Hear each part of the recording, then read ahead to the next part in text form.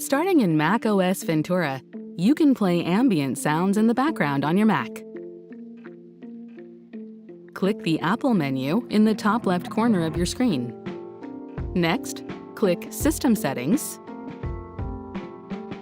click Accessibility,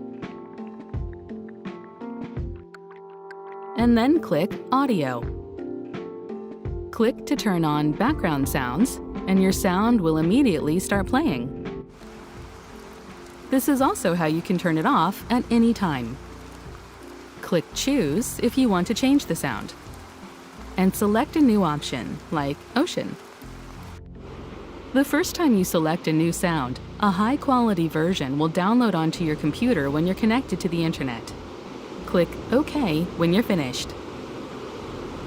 To adjust the volume of your background sound, drag the slider to the left or right.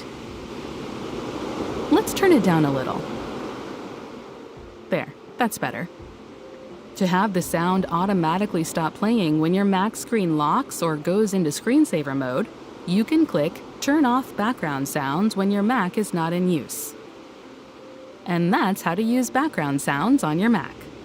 To learn more about accessibility features on your Apple devices, check out our accessibility playlist, or click another video to keep watching.